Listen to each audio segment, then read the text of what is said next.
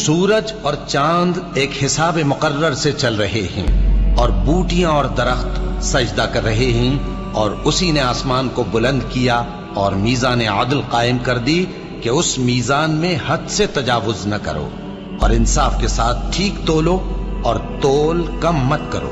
اور اسی نے خلقت کے لیے زمین بچھائی، اس میں میوے اور کھجور کے درخت ہیں جن کے خوشوں پر غلاف ہوتے ہیں، اور اناج جس کے ساتھ بھس ہوتا ہے، اور خوشبودار پھول۔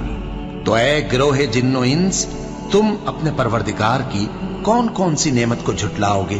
اسی نے انسان کو ٹھیکرے کی طرح کھنکھناتی مٹی سے بنایا اور جنات کو آگ کے شعلے سے پیدا کیا، تو تم اپنے پروردگار کی کون کون سی نعمت کو جھٹلاؤ گے؟ وہی دونوں مشرقوں اور دونوں مغربوں کا مالک ہے، تو تم اپنے پروردگار کی کون کون سی نعمت کو جھٹلاؤ گے؟ اسی